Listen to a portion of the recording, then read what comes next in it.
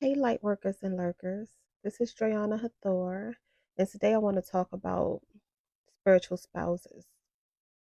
Well, I want to talk about my spiritual spouse in particular, but um I'm going to go over what spiritual spouses are and the type of spiritual spouses people have because there are different kinds. So first and foremost, like I hear a lot about spiritual spouses, like a lot of people say that spiritual spouses are spirits that's in the spirit realm that you were married to, in a different lifetime, or you might be still married to that will interfere in your life. And like if you're married, they'll break up your marriage, like all kinds of stuff like that. So there is a such thing as having a spiritual spouse in the spirit realm for sure.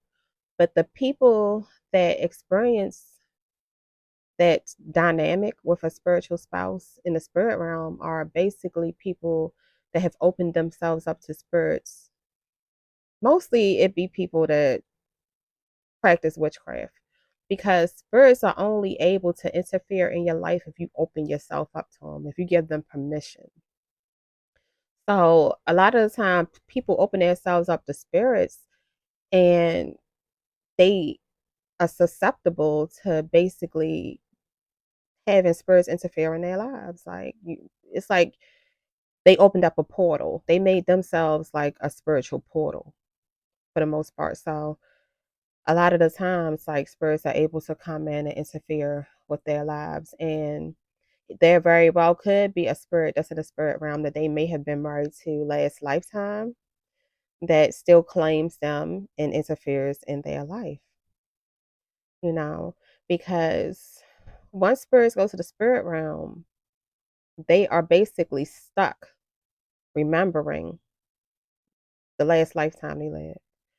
So you may not remember being with them last lifetime because people that get new lives, basically their memories are like wiped clean. So you won't remember being married to that spirit, but that spirit will remember you because that spirit is basically stuck. And the last thing that spirit remembers is living that lifetime and being in a relationship with you or a marriage with you that lifetime. So yeah, people that have not opened themselves up to spirits and that have not made themselves a portal between the physical realm and the spiritual realm do not have that issue. They, if they encounter a spiritual spouse, it'll be a spiritual spouse that's alive and well, alive and kicking, that's in the physical. If they encounter one, that'll be the type of spiritual spouse they'll encounter. So basically, when you hear about people saying that, they have a spiritual spouse that won't let them go, and they say it's a spirit, those are people that have made themselves a portal. They have essentially made themselves as a portal that spirits can access in the physical. All witches are portals. All of them are walking, talking portals for spirits to access the physical realm. And even if somebody is not like knowingly into witchcraft, like if you are instructed to by a spiritualist or a tarot reader to ask spirits to help you, that's pretty much making yourself a spiritual portal. I've heard them tell their viewers to ask their spirit guides for help, ask their ancestors for help. They're here to help you. And I've heard someone that I know for a fact that is a witch instructing her viewers to do so. So yeah, and they pretty much talk like that in their readings. Like your ancestors are helping you, your spirit guides are helping you. Spirit. If you believe all of that stuff and you actually follow the instructions on doing certain rituals to protect yourself, I've seen them tell people to do that. All you're doing is making yourself a portal for spirits to access the physical realm. Whether you know it or not, like you're actually opening yourself up to becoming a portal for spirits. You're basically practicing witchcraft unknowingly, but there are people that have done it and might be like, "Oh, I'm not a witch." They might have a spiritual spouse in the spirit realm that's harassing their life, and they don't know how, it could have happened based off of what I'm saying. That's another way that it could occur. So I was on a live, or it wasn't my live, but I was on a tarot reader's live stream one day. It was about a couple years ago. I had just finished my twin flame journey. I just got out of it. The cord was just cut, the energetic cord. So after, I had my awakening and I finished my twin flame journey, I started like studying readers on YouTube. That was a part of my ascension process. Studying readers on YouTube, and also when I was in their lives or in their comment sections, I would talk to other people, other viewers, other subscribers, and like help them, where I could, people asking for help because a lot of the readers don't offer help for real. They're more self-focused, but or they don't offer help, a lot of time they don't respond to people's comments, they be doing their own thing. But I would actively be in people's comments, helping others as well as studying the readers and how they move and stuff. But a girl was saying, like, trying to figure out how she could cut the cord because she could still feel who she believed to be her twin flame.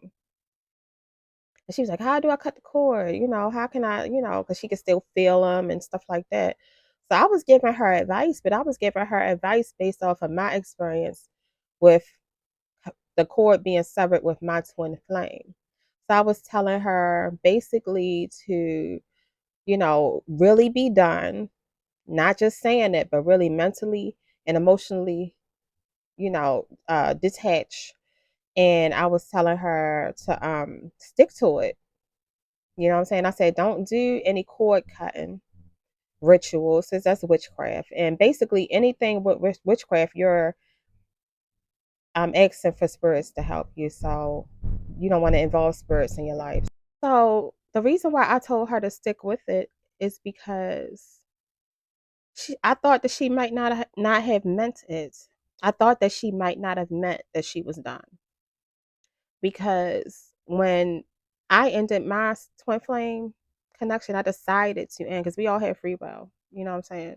And I felt like it was like I was on like a time constraint. Like I felt pressure, like I need to hurry up and choose. It was during Lionsgate 2022. And I felt like I needed to make a choice. I had a very small window to make a choice. And I chose to move forward, not to be stuck in that cycle with him.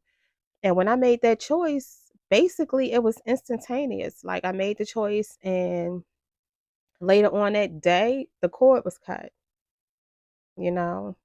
So I was like, well, maybe she doesn't mean it because a lot of times twin flame journeys, people really don't feel right staying in them. Like if you are of the light, you're not going to feel right staying in a twin flame journey.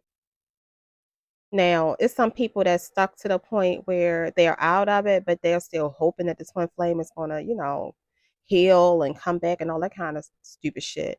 But most of the time, like you don't have no other choice but to choose yourself and move forward. Now, hoping that they'll heal and all that kind of stuff is foolishness. But I'm like, in hindsight, and that conversation with her stayed in my mind because she kept saying, like, I already did this, I already did that. After my experience, after my cord was cut with my twin flame, and even up until today, I know exactly what kind of connection she had. That was a spiritual spouse. And connections with spiritual spouses are far harder to end. The cycle is way longer than a twin flame. The twin flame is like a catalyst to your awakening. So that's their job to trigger you into awakening and choosing yourself and moving forward along your spiritual journey to ascension.